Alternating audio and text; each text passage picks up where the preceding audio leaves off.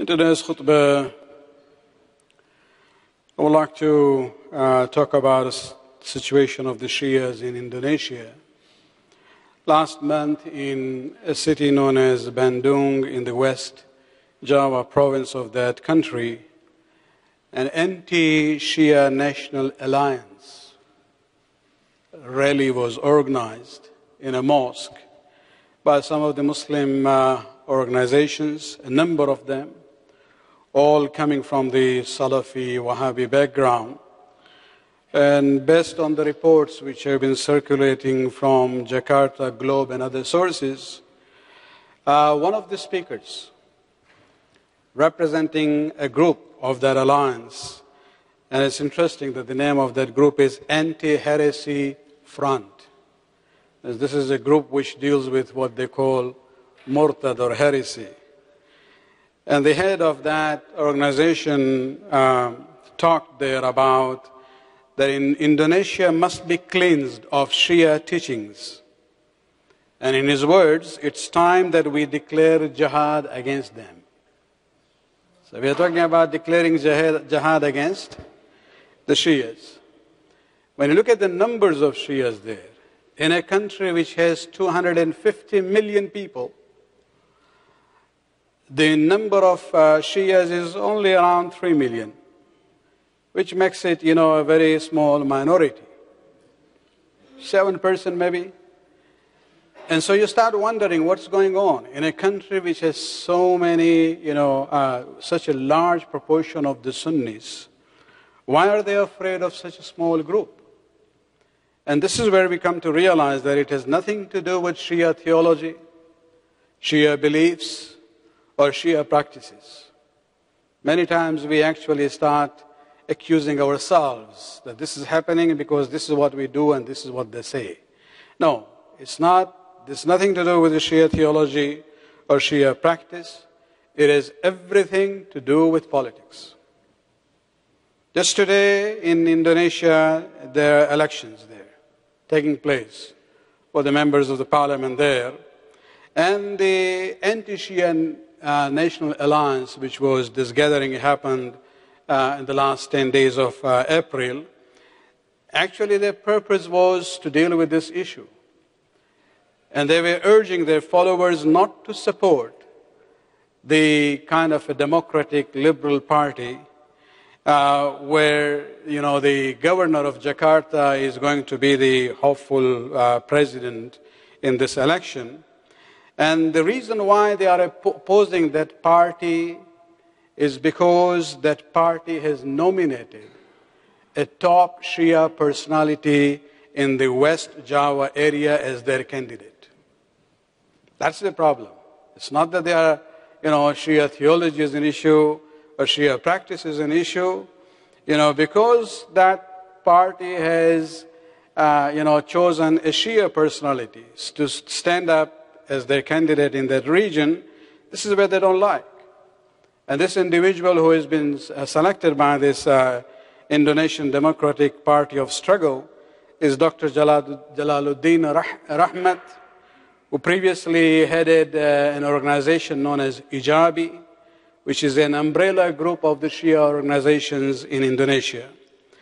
And one of the Salafi clerics in that gathering actually refers to this issue, where he says that, he's asking his followers to vote against the Democratic Party because if its candidate became the president, then Jalaluddin Hikmat, the Shia, will be made the religious affairs minister.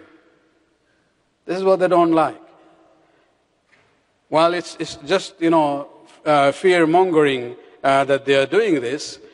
In his words, as long as we are not in power, the Salafis, we will never be able to purge the Shias. We need to strengthen our political base. The ruling coalition must be controlled by Islamic parties. And this is where we see, it's more to do with the issue of politics. And in Indonesia, although the Shias are very few in numbers, The persecution has been going on. In the year 2012, a Shia leader was taken to court with the alleged crime of blasphemy. What? Oh, he's teaching his students that Quran is not the original revelation. You know, the same propaganda that they have against the Shias, that the Shias have a different Quran, you know. And the way the process went on in that court, he was basically sentenced to 2 years in prison for blasphemy. And then other clerics in that region created this mob scene where a Sunni mob went into a Shia neighborhood. They burned the houses of the Shias there, where 2 of them were killed, and the rest had to flee that neighborhood. And they are still, till now, they're actually living as refugees in a stadium about 100 kilometers away from their neighborhood. And so this is where we see that the pattern always has been, as long as Shias are docile and quiet, don't speak for their own rights, they are good citizens. And you will see this pattern everywhere. If you look at Lebanon, the history of the modern Lebanon, as before Imam Musa Sadr, the Shias were right at the bottom when it came to sharing their national resources and the budget and even the power structure. But their numbers were increasing. This is where in the 50s, Imam Musa Sadr comes in, brings about this socio-political awakening among the Shias of Lebanon, and that's where they started to speak for their own rights. Even now, they are not really asking for the power in proportion to their numbers. They are still willing to, have peaceful coexistence with the Sunnis and the Christians in Lebanon. But as long as they were docile, nobody talked about them. When they started to talk about their own rights, now they are radicals, they are terrorists, they are fanatics. Look at Iraq. The largest number between, if you look at racial line, Kurds and Arabs, or Shia and Sunni divide, the Shias are the largest group.